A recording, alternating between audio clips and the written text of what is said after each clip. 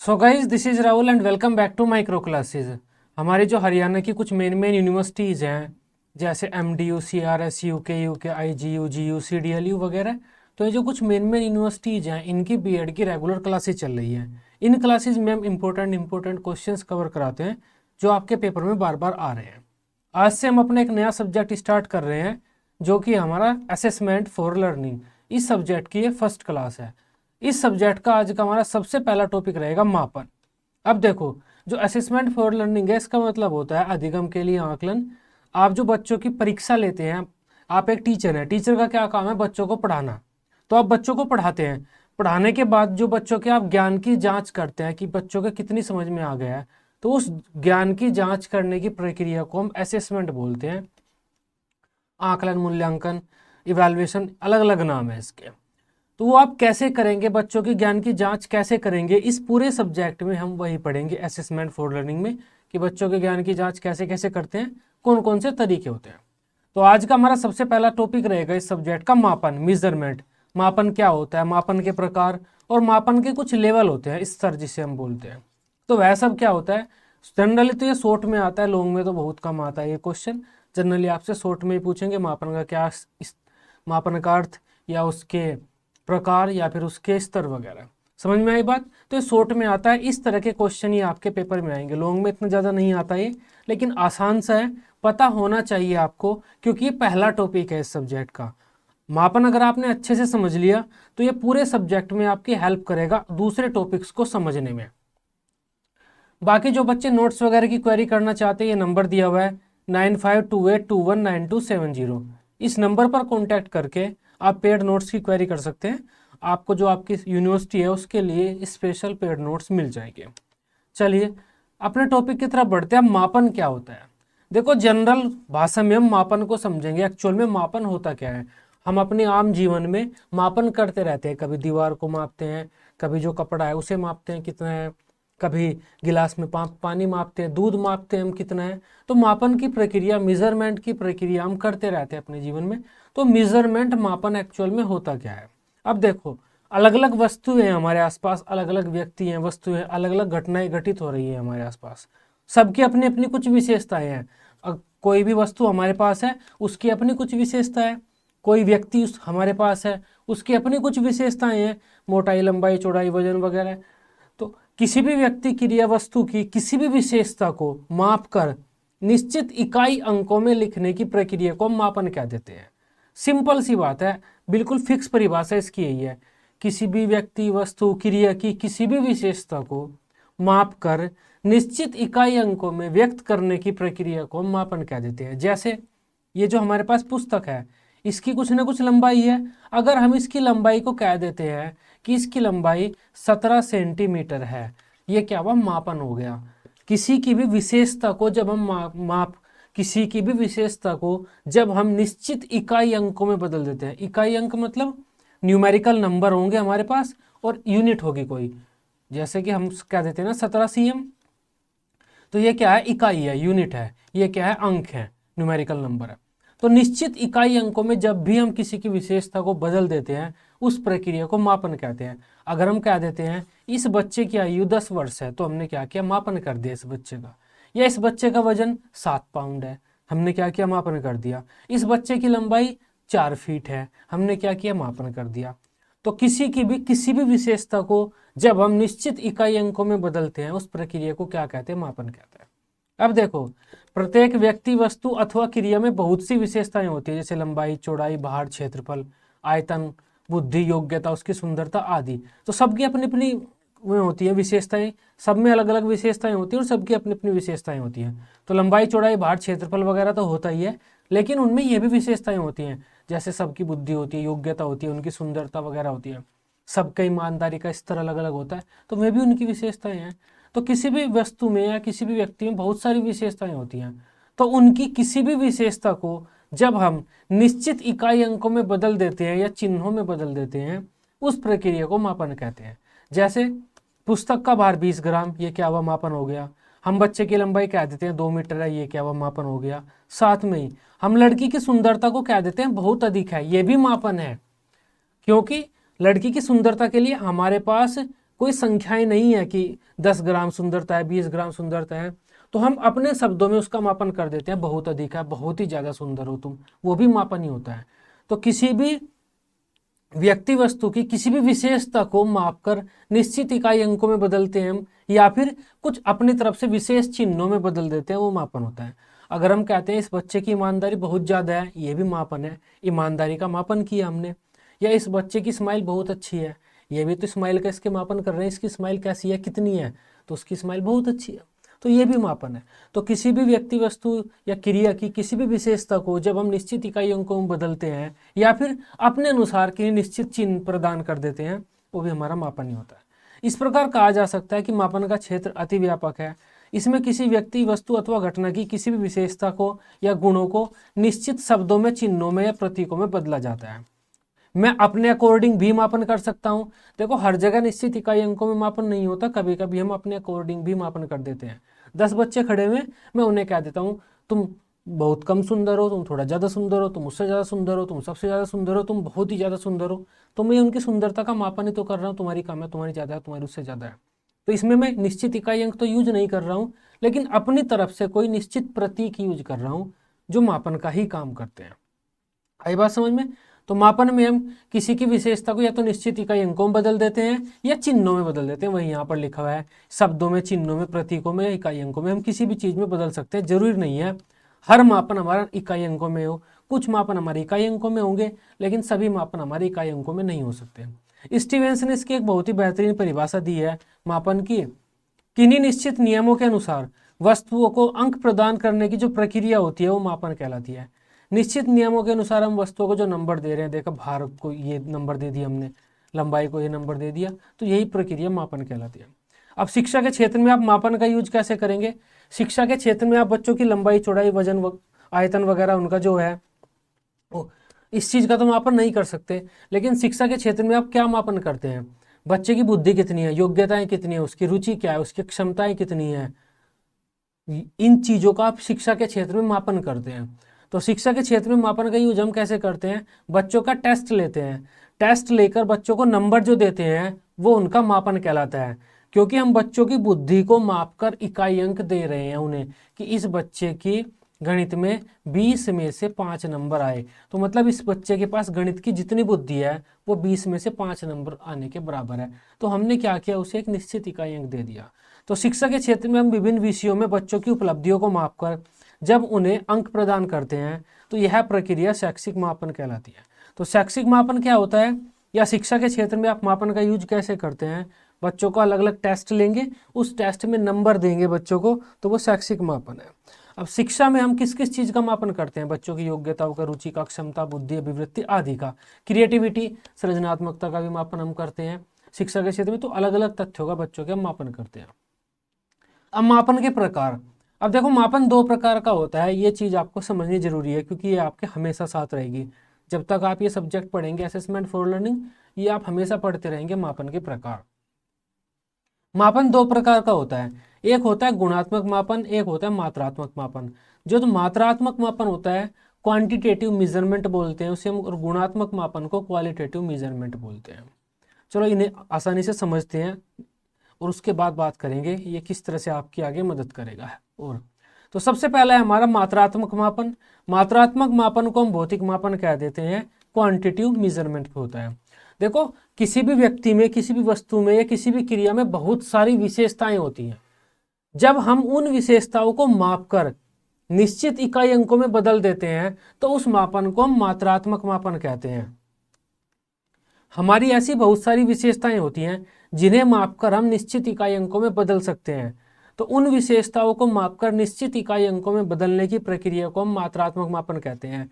जैसे हमारा वजन, भार, अब हम अपने भार को कह सकते हैं 10 किलो है, तो हमने मापकर निश्चित इकाई अंकों में बदल दिया। हमारी लंबाई, चौड़ाई, आयतन, दूरी, दाब कितना है, तापमान कितना है आज का, तो उन चीज़ों को मापकर हम निश्चित इकाई अंकों में बदल सकते हैं। जैसे भार, लंबाई, आयतन, दूरी, दाब, तापमान वगैरह, इन्हें हम मापकर निश्चित इकाई अंकों में बदल सकते हैं। तो ये जो मापन है ये हमारा मात्रात्मक मापन कहलाता है। मात्रात्मक मापन क्यों कहते हैं हम? क्योंकि हम निश्चित मात्रा बता देते हैं कि आपके वजन की निश्चित मात्रा कितनी है, लंबाई आपकी निश्चित कितनी है।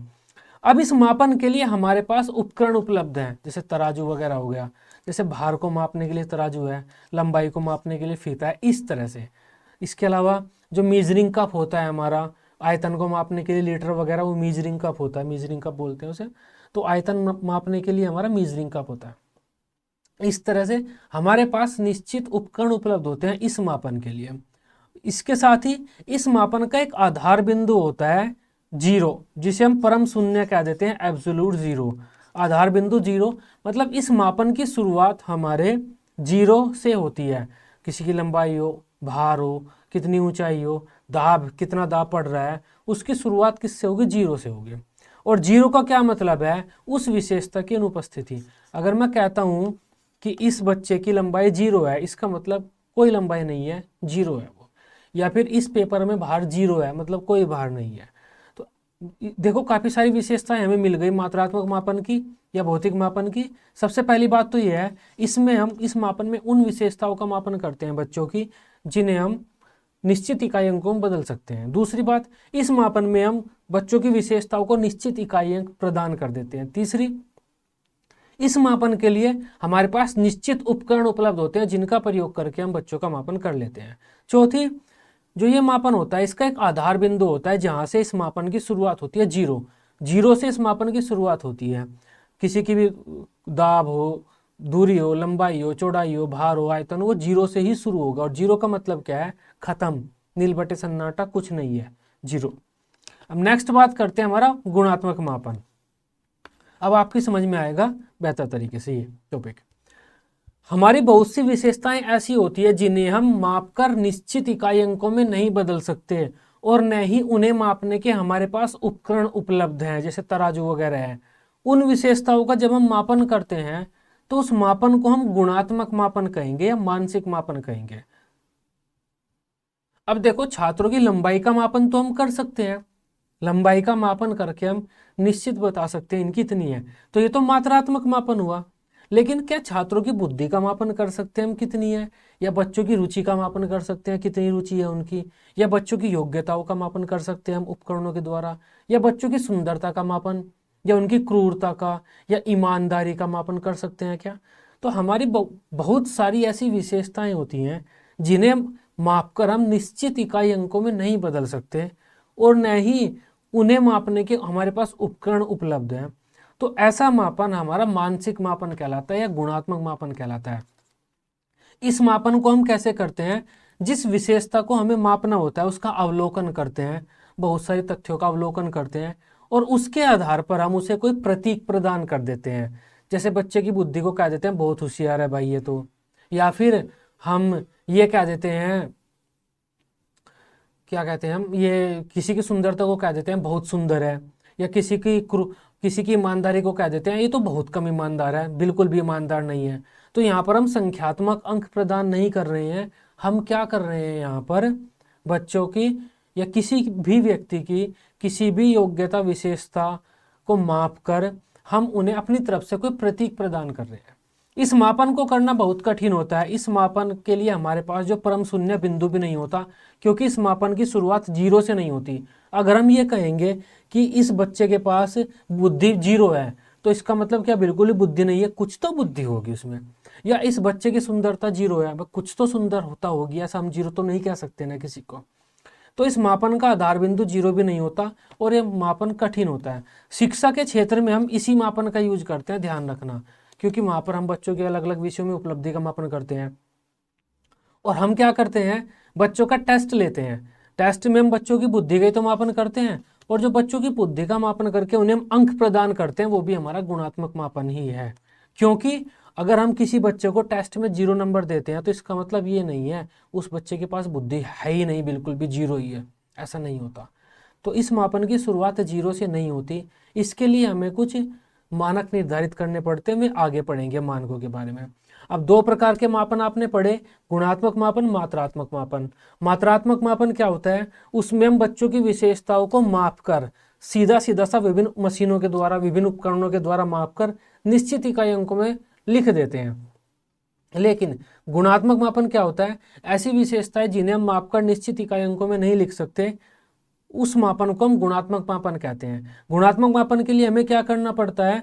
उन विशेषताओं का अवलोकन करना पड़ता है, अलग अलग तरीके से उन विशेषताओं को समझना पड़ता है जिसका हम मापन कर रहे हैं, और उसके बाद उन्हें कोई निश्चित प्रतीक, अपनी तरफ से हम कोई प्रतीक प्रदान कर देते हैं कि मेरे अनुसार ये विशेषता ऐसी है। तो इस मापन को हम गुणात्मक मापन कह देते हैं। मात्रात्मक मापन का आधार बिंदु 0 होता है, क्योंकि वहां से उसकी शुरुआत होती है। जितने भी हमारे भौतिक मापन है, दूरी, आयतन, क्षेत्रफल, दाब, जितने भी हैं हमारे, उनकी शुरुआत 0 से होगी। लेकिन गुणात्मक मापन की शुरुआत हमारे बिल्कुल भी 0 से नहीं होती, क्योंकि 0 का मतलब होता है बिल्कुल खत्म, उस विशेषता की अनुपस्थिति, वो विशेषता न होना। लेकिन अगर हम गुणात्मक मापन में किसी को 0 भी कह रहे हैं, तो 0 का मतलब ये नहीं होता कि वह विशेषता है ही नहीं। 0 का मतलब ये होता है कि हाँ, हो सकता है इस परीक्षण में बच्चे के 0 नंबर आए हो, लेकिन कुछ ना कुछ तो बुद्धि उसमें होगी। अगर बच्चे का मैथ में टेस्ट लेकर 0 नंबर आ रहे हैं, तो कुछ ना कुछ तो, जो 2+2 तो करना जानता ही होगा। तो हम ये तो नहीं कह सकते मैथ की उसकी बिल्कुल भी समझ नहीं है, मैथ में उसकी योग्यता बिल्कुल 0 है। तो ये 2 तरह के मापन है, इन दोनों का ध्यान रखना। अब मापन के स्तरों की बात कर लेते हैं। जब हम मापन करते हैं किसी भी चीज का मापन करें हम, तो अलग अलग लेवल में होता है। एक छोटा लेवल, एक उससे बड़ा लेवल, एक उससे बड़ा, एक सबसे बड़ा लेवल। तो वो अलग अलग लेवल में होता है मापन भी। उन लेवल्स की बात करते हैं हम। 4 लेवल होते हैं देखो मापन के।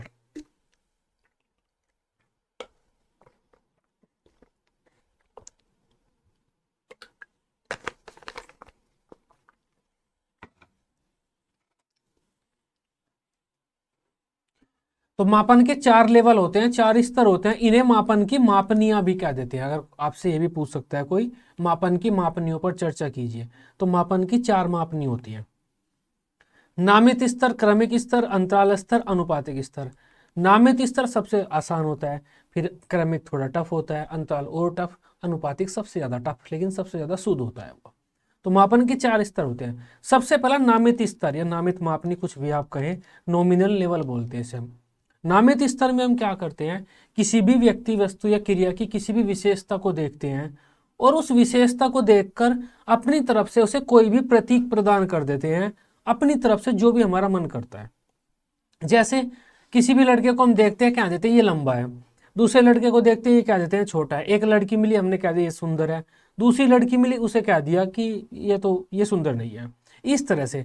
या किसी भी आदमी को देखकर हमने उसे कह दिया तो मजदूर है, किसी दूसरे आदमी को देखकर हमने कह दिया ये बिजनेसमैन है।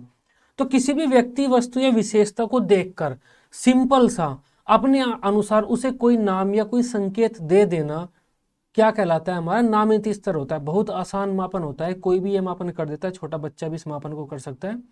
किसी भी चीज को देखकर कह सकता है कितनी बड़ी है, मतलब वो उसे बड़ी बता रहा है। तो हम किसी भी विशेषता को जब देखते हैं, तो उसे अपनी तरफ से कोई भी एक प्रतीक प्रदान कर देते हैं। जैसे गुणों के आधार पर किसी को अच्छा या बुरा कह देना, लंबाई के आधार पर किसी को छोटा या बड़ा कह देना, व्यवसाय के आधार पर किसी को किसान या डॉक्टर कह देना। इस तरह से किसी को भी देखते हैं और एक कोई नाम प्रदान कर देते हैं, हम कोई प्रतीक प्रदान कर देते हैं उसकी किसी विशेषता को देखकर, वो मापन है। हम किसी को कह देते हैं बेचैन, कोई आराम से थोड़ी देर के लिए बैठा नहीं रह सकता एक जगह पर, हम उसे कहते हैं ये तो बड़ा बेचैन है। तो वो भी नामित मापन ही है, नामित स्तर ही है। सिंपल सा हम उसे एक नाम दे रहे हैं, वो क्या है? नॉमिनल लेवल है वो। नेक्स्ट है हमारा क्रमिक स्तर या क्रमिक मापनी। अब जो नामित स्तर है उससे थोड़ा सा ऊपर है ये। नामित स्तर में तो अगर हमारे पास कुछ बच्चे हैं, हम उन्हें कह देंगे ये सुंदर है, कुछ है ये बदसूरत है, सिंपल सा किसी को भी एक नाम दे देंगे। लेकिन क्रमिक स्तर में हम क्या करेंगे? क्वांटिटी बताएंगे उसकी, हल्की सी, ज्यादा एग्जैक्ट नहीं बताएंगे, हल्की सी क्वांटिटी बताएंगे उसकी। कि हम किसी को ये नहीं कह सकते इसमें तुम सुंदर हो, बताना पड़ेगा सुंदर कितना। अगर 2-3 बच्चे हमारे पास है तो हम कहेंगे तुम कम सुंदर, तुम ज्यादा सुंदर, तुम सबसे ज्यादा सुंदर। तो हम उनका क्रम निर्धारित करेंगे। नामित स्तर में तो हम सिंपल से उन्हें कह देंगे तुम सुंदर हो, एक नाम दे देंगे उन्हें, कोई एक नाम दे देंगे। नामित स्तर इसी वजह से है वो, क्योंकि हम उसमें कोई एक नाम दे देते हैं सबको। एक बच्चों का ग्रुप है, अरे तुम सुंदर हो, तुम लंबे हो, सबको मैंने एक नाम दे दिया। लेकिन क्रमिक स्तर में मुझे क्रम निर्धारण करना पड़ेगा। कोई बच्चा मेरे पास आता है, मैं उसे कहूंगा तुम बहुत सुंदर हो या तुम उससे ज्यादा सुंदर हो, तो एक सीक्वेंस निर्धारित कर रहा हूं। तुम कम सुंदर हो, तो मैंने उसे ये नहीं कहा कि तू सुंदर है, बस मैंने निर्धारित किया कितना। तू कम सुंदर है, तू इससे ज्यादा सुंदर है, तू सबसे ज्यादा सुंदर है। इस तरह से क्रमिक स्तर में हम क्या करते हैं, सीक्वेंस निर्धारित करते हैं। जब आप किसी रेस्टोरेंट वगैरह में जाते हो तो फीडबैक देते हो, आप खाना कैसा लगा, ठीक ठाक, बढ़िया, घटिया, तो जो टिक करते हो वो क्या है, वो क्रमिक स्तर है। उस खाने का जो मापन आप कर रहे हो वो क्रमिक स्तर में कर रहे हो, रेटिंग स्केल में। जैसे अगर आप बीएड कर रहे हो अभी, तो बीएड में आप माइक्रो टीचिंग करोगे, तो माइक्रो टीचिंग में इसका यूज करोगे। आप जो बच्चा पढ़ा रहा है आपके सामने, वो कैसा पढ़ा रहा है, अच्छा पढ़ा रहा है, ठीक ठाक पढ़ा रहा है, घटिया पढ़ा रहा है, कैसा पढ़ा रहा है, तो क्रमिक स्तर है। नामित स्तर में तो हम सिंपल सा कह देंगे भाई तू सुंदर है। क्रमिक स्तर में हम कहेंगे तू कम सुंदर है, वो ज़्यादा सुंदर है और वो सबसे ज़्यादा सुंदर है। तो हम लेवल निर्धारित करते हैं इसमें भी सबके कि तो एक दूसरे से हम उसकी तुलना करते हैं, क्रम निर्धारित करते हैं, ऑर्डिनल, मतलब एक ऑर्डर निर्धारित कर देते हैं हम कि तू कम सुंदर, तू ज्यादा सुंदर, तो सबसे ज्यादा सुंदर। ये द्वितीय स्तर का मापन होता है, ये नामित स्तर से उच्च होता है। इस स्तर पर किसी वस्तु के मापन में हम किसी व्यक्ति या वस्तु के किसी गुण को देखकर उसे कोई प्रतीक प्रदान करने के साथ साथ उस गुण की मात्रा को भी निर्धारित करते हैं। जैसे हम किसी गुण कोई गुण या कोई विशेषता हमने देखी, उसे कोई नाम प्रदान करने के साथ साथ उसकी कोई मात्रा भी देखते हैं। जैसे किसी बालक की बुद्धि को देखकर उसे जड़ बुद्धि या सामान्य बुद्धि या अल्प बुद्धि कह देना या बहुत अधिक बुद्धिमान कह देना, या किसी की सुंदरता को देखकर उसे कम सुंदर, अधिक सुंदर कह देना। छात्रों को उनके अंकों के आधार पर प्रथम, द्वितीय और तृतीय श्रेणियों में रखना, यही होता है क्रमिक मापन। नामित मापन में तो हम एक नाम देंगे उसे कोई, क्रमिक मापन में उसका एक सीक्वेंस निर्धारित करेंगे, हल्का सा उसकी मात्रा बताएंगे, भाई मैंने बताया है कि तुम बदसूरत हो तो कितने बदसूरत हो, तुम बहुत ही ज्यादा हो या ठीक ठाक हो, कितने हो। नेक्स्ट है अंतराल मापन। अब नामित और क्रमिक से ऊपर जो हमारा मापन आ जाता है वो होता है अंतराल मापन। कोई भी ऐसी विशेषता जिसे हम मापकर निश्चित इकाई अंकों में बदल सकते हो, देखो इकाई अंक का है मैंने, किसी भी तरह से कोई भी तरीका आप ढूंढो, लेकिन कोई भी ऐसी विशेषता जिसे हम मापकर निश्चित इकाई अंकों में बदल सकते हो लेकिन उसका आधार बिंदु 0 न हो, उस मापन को हम अंतराल मापन कहेंगे। कोई भी ऐसा मापन जिसे हम मापकर निश्चित इकाई अंकों में बदल सकते हो, कोई भी ऐसी विशेषता जिसे हम मापकर निश्चित इकाई अंकों में बदल सकते हो लेकिन उसका आधार बिंदु 0 न हो, ध्यान रखना, आधार बिंदु 0 न हो, तो उस मापन को हम अंतराल मापन कहेंगे। आधार बिंदु 0 होने से मतलब है उस विशेषता की अनुपस्थिति, वो विशेषता न होना। जैसे अगर मैं कहता हूं इस बच्चे की बुद्धि या इस बच्चे का IQ 90 है, तो मैंने इस बच्चे की योग्यता को 90 कह दिया, लेकिन इस बच्चे की योग्यता को मैं 0 नहीं कह सकता, क्योंकि कुछ ना कुछ योग्यता तो उसमें होगी। अगर मैं 0 कह लूं तब भी होगी, एटलीस्ट वो खाना तो खा ही लेता होगा, तो खाना खाने वाली योग्यता तो उसमें है ही। तो ये क्या है, इस जो ये मापन मैं कर रहा हूं, इस मापन का आधार बिंदु 0 नहीं है। तो ये मापन कौन सा हुआ, अंतराल मापन हुआ। जो हमने शैक्षिक मापन पढ़ा था ना, शैक्षिक मापन, ये जो हमारा मानसिक मापन था ये वाला, इसकी तरह से आप इसे समझ लो, मानसिक मापन की तरह से आप इसे समझ लो। बाकी ये भी मानसिक मापन ही है, नामित भी तो मानसिक ही है, क्रमिक भी तो मानसिक ही है, लेकिन ये जो हमारा अंतराल मापन है इसे आप प्रॉपर मानसिक मापन समझ लो। इसमें हमने क्या किया है, अलग अलग चीज़ों को, अलग अलग विशेषताओं को बच्चों की नंबरों में कन्वर्ट करने के तरीके ढूंढ लिए हैं। जैसे बच्चे की बुद्धि को नंबरों में कन्वर्ट करने का तरीका IQ ढूंढ लिया है। जो बच्चे की सृजनात्मकता लेवल होती है, उस सृजनात्मकता लेवल को भी नंबरों में कन्वर्ट करने का एक तरीका ढूंढ लिया है, टोरेंस का सृजनात्मक परीक्षण है। तो अलग अलग सृजनात्मक परीक्षण हमने बनाए हुए हैं। इसके अलावा हमने हमारी जो सुंदरता है उसे हम नंबरों में कन्वर्ट नहीं कर सकते, देखो, तो उसे नंबरों में कन्वर्ट नहीं कर सकते, तो हम बच्चों की सुंदरता को यहाँ पर नहीं माप सकते। अगर हम कोई तरीका ढूंढ लेते हैं कि हम अलग अलग स्किन टोन के लिए अलग अलग नंबर निर्धारित कर देते हैं कि तुम्हारा 1 नंबर, तुम्हारा 2 नंबर, तुम्हारा 3 नंबर, तुम्हारा 4 नंबर, जैसा जिसका स्किन टोन उसके अकॉर्डिंग, तो वो मापन भी हमारा अंतराल में आ जाएगा। तो ऐसा कोई भी विशेषता का मापन जिन्हें हम निश्चित इकाई अंकों में बदल सकते हो लेकिन जिनकी शुरुआत 0 से न होती हो, उसका आधार बिंदु 0 न हो, उस मापन को हम अंतराल मापन कहेंगे। कुछ उदाहरण देखो, उदाहरण से आप बेहतर समझेंगे। जैसे किसी छात्र की किसी विषय में योग्यता का मापन करना, बच्चे का IQ लेवल निकालना, या अलग अलग सब्जेक्ट में उसकी योग्यता का मापन करना, 100 में से कितने नंबर आएंगे इसके, वो हमारा अंतराल मापन है। क्योंकि उसका आधार बिंदु जीरो नहीं है। अगर बच्चे ने जीरो नंबर भी प्राप्त किए, हम ये नहीं कहेंगे बच्चे की बुद्धि बिल्कुल जीरो है, खत्म है, उसमें बिल्कुल बुद्धि नहीं है। जीरो का मतलब होता है वो योग्यता न होना। जैसे हम कह देते हैं ना इस पेपर की लंबाई जीरो है, मतलब है ही नहीं इसकी लंबाई। तो जीरो का मतलब यहाँ पर होता है वो योग्यता की अनुपस्थिति, वो उसमें है ही नहीं। किसी छात्र की बुद्धि को मापना, छात्रों का ज्ञान मापना, छात्रों की उपलब्धि को मापना, छात्रों की क्रिएटिविटी को मापना, या फिर टेम्परेचर, हम टेम्परेचर भी माप सकते हैं इसमें। जो हम टेम्परेचर मापते हैं, जब हम कहते हैं कि हमारा आज का टेम्परेचर जीरो है, तो जीरो का मतलब ये थोड़ी होता है टेम्परेचर खत्म, बिल्कुल कुछ है ही नहीं। उस दिन टेम्परेचर होता तो है, चाहे वो जीरो है, जीरो भी तो एक नंबर है ना। तो यहाँ पर भी जीरो का मतलब उस योग्यता की समाप्ति नहीं है, जीरो की एक विशेष मतलब है। तो वो टेम्परेचर का जो मापन है वो भी हमारा अंतराल में ही आएगा। आई बात समझ में? तो इस मापन का यूज हम शिक्षा शास्त्र, दर्शन शास्त्र, मनोविज्ञान, समाजशास्त्र आदि बहुत से विषयों में करते हैं। ऐसी विशेषताएं जिन्हें हम सीधा सीधा सा उपकरणों के द्वारा मापकर निश्चित इकाई अंकों में नहीं बदल सकते, तो उन विशेषताओं को हमने इकाई अंकों में बदलने के अलग अलग तरीके ढूंढ लिए हैं। और वे जो तरीके हैं, वे ही तरीके हमारे अंतराल मापन में आते हैं। यहाँ पर IQ वगैरह निकालना, बच्चे का टेस्ट लेना, टेम्परेचर वगैरह, जो भी कुछ आप कह सकते हैं। क्योंकि यहाँ पर ये जो विशेषताएं हैं बिल्कुल जीरो नहीं होती। अब अनुपातिक स्तर, अब ये बिल्कुल ऐसा ही होता है जैसा अंतराल स्तर होता है, बस इसका विशेषता क्या है, इसका आधार बिंदु जीरो होता है। कोई भी ऐसी विशेषता जिसे मापकर, जिसे विभिन्न उपकरणों के द्वारा मापकर हम निश्चित इकाई अंकों में बदल सकते हो और उसका आधार बिंदु जीरो हो या उसकी शुरुआत जीरो से होती हो, उस मापन को हम अनुपातिक मापन कहेंगे। किसी की लंबाई, भार, दाब, आयतन, चौड़ाई, ऊंचाई, दूरी, ये सब जो मापन करते हैं ये अनुपातिक स्तर ही होता है, रेशो लेवल। सामान्य भाषा में हम इसे ही मापन कह देते हैं। जो दैनिक जीवन में जो हम मापन करते हैं, सामान्य भाषा में इस अनुपातिक स्तर को मापन कह देते हैं हम। अब इसे अनुपातिक स्तर क्यों मानते हैं हम? इस वजह से मानते हैं अनुपातिक स्तर, क्योंकि हम, हमारा आधार बिंदु जीरो होने की वजह से हम अनुपात ले सकते हैं। मान लेते हैं जीरो से शुरुआत करी हमने, किसी की लंबाई 4 मीटर है और किसी की लंबाई 2 मीटर है, तो हम कह देते हैं इन दोनों में अनुपात 1:2 का है, या ये इससे दुगनी है। क्यों कहते हैं हम ये सब? क्योंकि हमारा आधार बिंदु जीरो है। लेकिन अगर हमें पता ही न हो शुरुआत कहाँ से हुई है, तो क्या हम इन दोनों में कंपेयर कर सकते हैं? नहीं कर सकते। तो इसी वजह से उसे हम अंतराल स्तर बोलते हैं, इस स्तर को, इस वाले को, क्योंकि इसका आधार बिंदु में पता नहीं होता।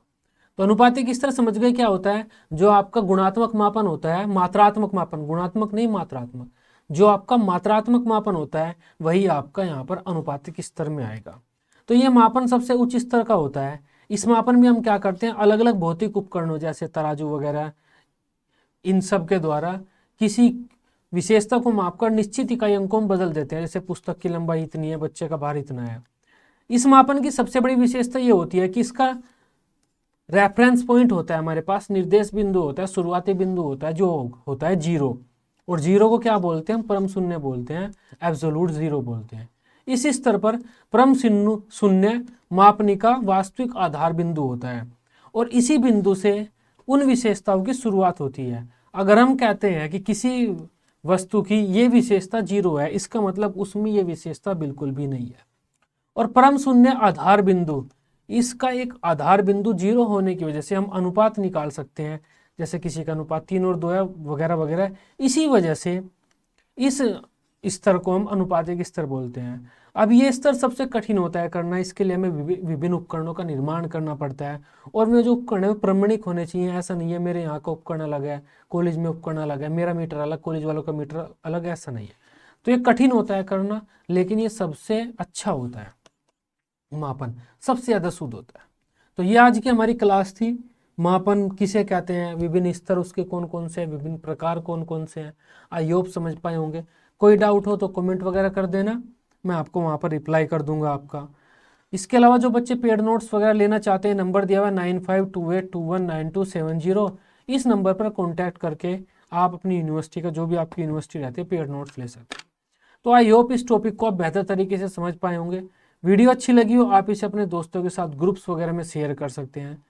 इसी तरह से अपने सभी सब्जेक्ट की डेली रेगुलर क्लासेस लेने के लिए आप इस चैनल को सब्सक्राइब कर सकते हैं। Till then, bye bye, take care.